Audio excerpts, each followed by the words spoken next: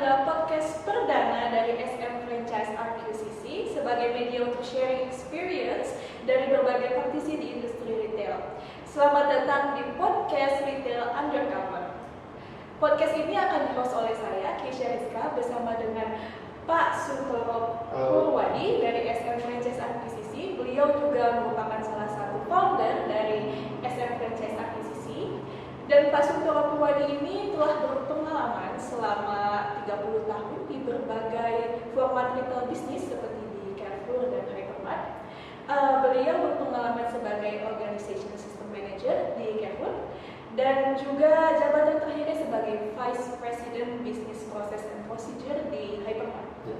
Nah, tentu saja nih kita nggak berdua aja, karena kita juga kedatangan seorang bintang tamu yang spesial kali ini di podcast perdana kita, yaitu Pak Sabar Sihota. Halo.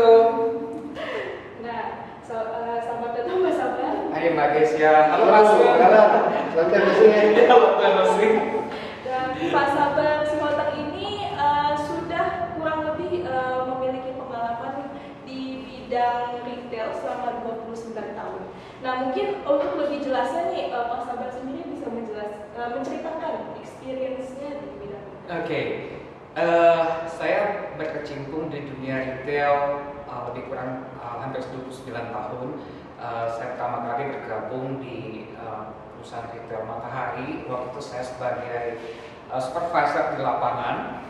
Kemudian saya pindah ke beberapa retail yang lain di Indonesia.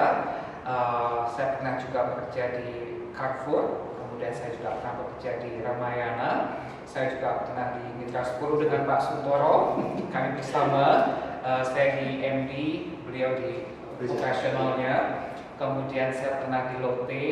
Saya juga terakhir kali saya bekerja di PT Coach Indonesia. Ini perusahaan retail dari Jepang di bidang elektronik dan furniture, dan saya sebagai head buying di PT Coach ini. Memang pengalaman saya lebih banyak di dunia merchandise.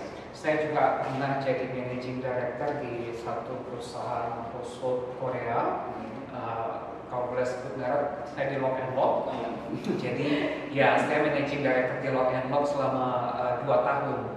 Itu juga jadi salah satu track record saya, Mbak Kesia, di dunia bisnis. Karena walaupun saya di sisi supplier, ini juga berhubungan dengan para retailer. Jadi memang dalam pengalaman saya berkecimpung di dunia retailer dan juga sebagai supplier. Jadi saya memang punya pengalaman di dua sisi. Iya, jadi saya bisa tahu apa sih sebenarnya yang diharapkan oleh supplier, apa sih yang diharapkan oleh si retailer. Jadi saya bisa tahu di dua-duanya mereka itu maunya kepentingannya apa, rasa marahnya seperti apa, saya udah bisa paham. Itu Mbak Kesia.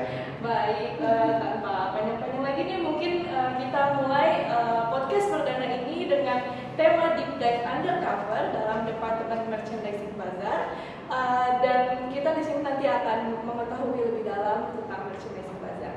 Nah, pertama-tama nih, mungkin Sabar, apa sih Merchandising Bazaar itu? Apakah sama dengan bazar-bazar yang suka kita lihat di jalan? Oke. Itu apa bukan? Iya, jadi ini lucu ya. Jadi memang saya mungkin tidak meluruskan, saya hanya memberikan klarifikasi. Bazar ini kita sebut bazar di divisi bazar, bukan seperti bazar yang ada pameran. Jadi bazar ini dipakai oleh Carrefour, maksudnya PT Carrefour. Ini berasal dari bahasa Prancis yang artinya mess, berantakan. Jadi kita tahu di dunia retail ini secara garis besar ada dua ya Pak Sun ya, ada food sama non food. Jadi kalau food udah jelas. Kemudian untuk non food, ini non food juga kita bagi ada 3. Ada yang namanya electrical yang mengandung electricity.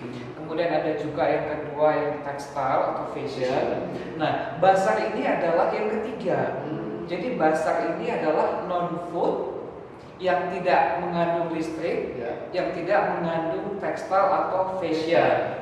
Jadi di luar itu semua dimasukin ke bazar.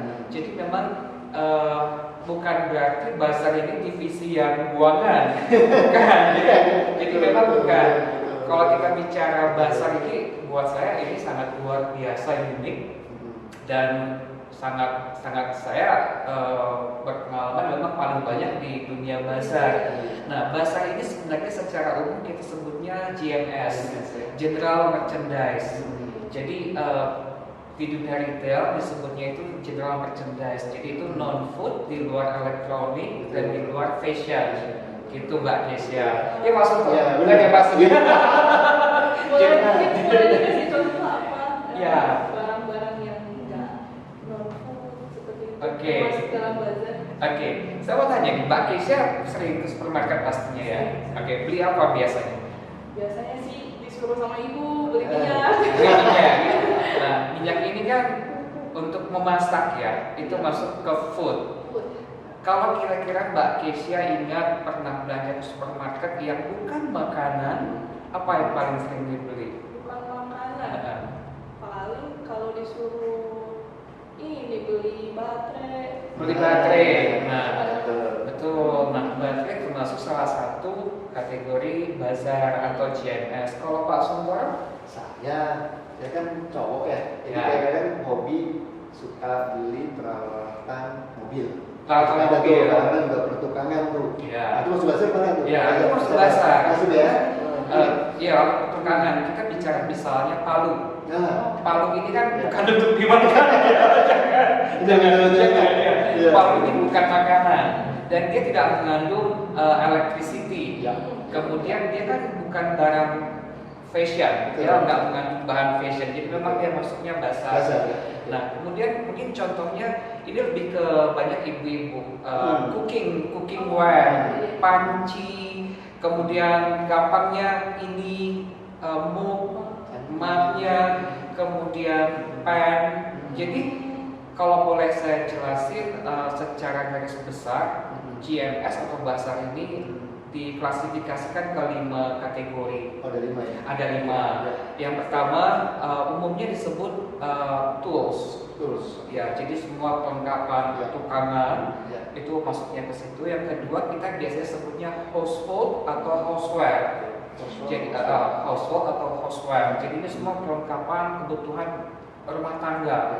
Nah, yang ketiga itu biasanya kita sebutnya stationery. Jadi semua perlengkapan alat tulis dan kantor. Oh, oke. Ya, jadi pen, buku, kertas fotokopi. Ya. Jadi semua yang menyangkut stationery. Betul. Yang keempat itu gardening kita sebutnya. Jadi semuanya berhubungan sama berkebun. Berkebun, ya. Ya. Betul. Nah, yang kelima tadi Pak Sutoro. Jadi itu car and motorcycle accessories. Ya. Tapi nggak termasuk mobilnya ya, karena mobil kita punya showroom Iya, mobil sendiri. betul. Ya, jadi kita nggak menjual di supermarket, biasanya nggak Ya. jual. Berarti kayak sabunnya gitu ya. Kalau Sampo-nya sabun, gitu iya ya? shampoo ya. Shampoo ya, Kalau sabun sabun mobil ya. sabun mobil ya, Iya, betul. shampoo mobil, kemudian sponsnya itu Ya. masuk ke bazar. Oh iya. Ya, jadi memang kategori di bazar ini produk itu range-nya sangat banyak, sangat luas. Pokoknya semua yang bukan makanan, bukan listrik, bukan fashion Oke. itu masuk ke bazar atau GNS. Dan bukan tekstil ya tadi ya. Bukan Ya. tekstil, bukan tekstil ya. Nah, sabar, ini kan seru nih. Kalau kita bicara ratio kan begitu banyak nih. Ya. Nah, kira-kira selling point-nya bazar itu apa ya? Selling point-nya bazar. Hmm. Jadi setiap kategori ini kan punya selling point-nya masing-masing ya. Iya, betul. Bazar ini saya bilang bukan sesuatu yang mudah. Betul. Kita harus tahu apa sih yang dibutuhkan oleh konsumen. Iya. Karena ini kan bukan makanan, Betul. Benar. bukan fashion, Betul. bukan elektronik. Iya. Jadi sesuatu yang di luar itu yang kira-kira bisa dibilang sulit, bisa dibilang mudah. Betul. Nah, Betul. Apa nih kebutuhan konsumen? Kemudian bagaimana caranya kita memilih barang yang memang bisa dibeli oleh konsumen.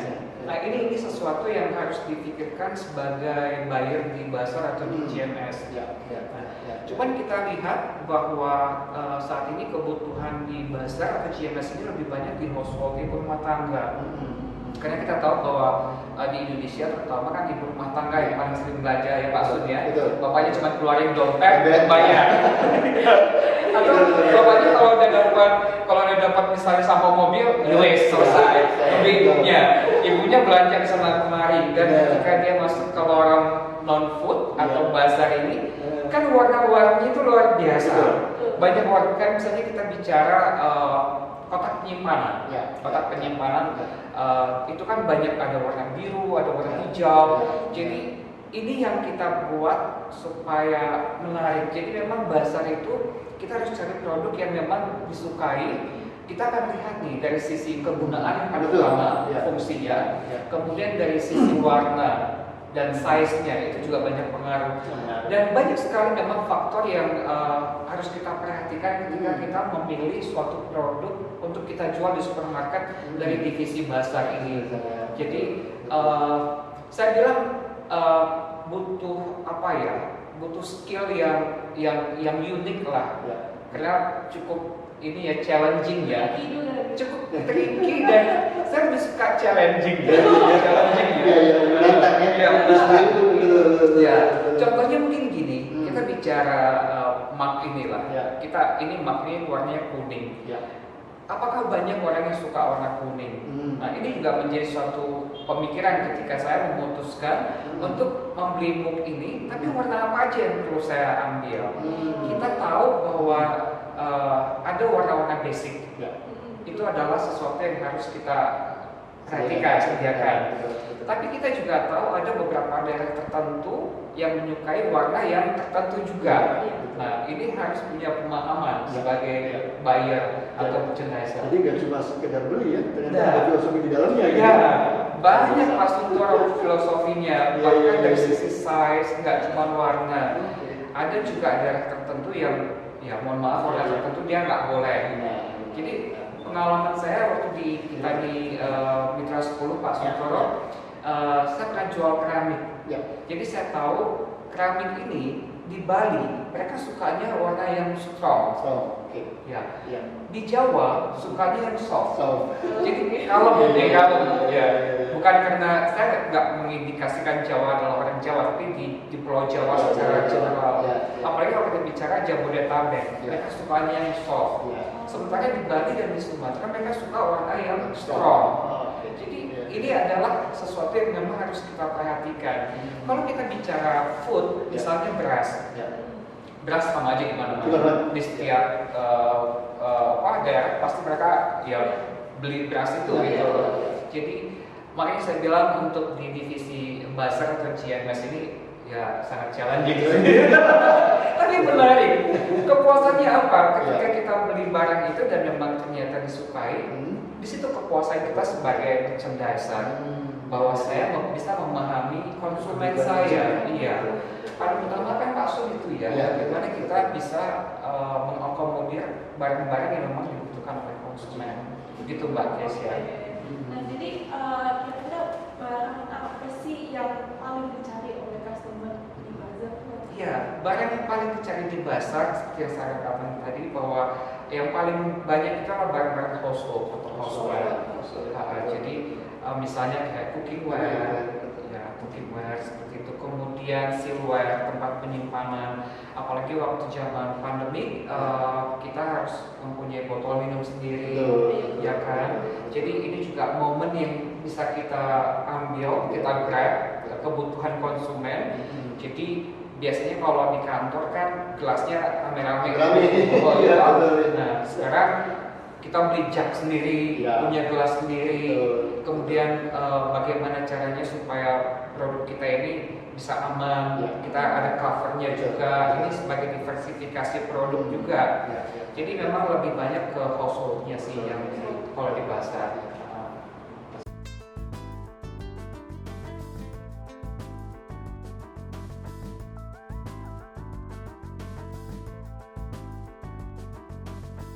Display yang bagus di bazar ini seperti apa? Sekarang ini kan banyak yang bukan isu, tapi banyak hal yang berkaitan sekarang menanyakan mengenai trading term nih. Nah, ini kayaknya seru nih trading term nih. Sensitif loh Pak.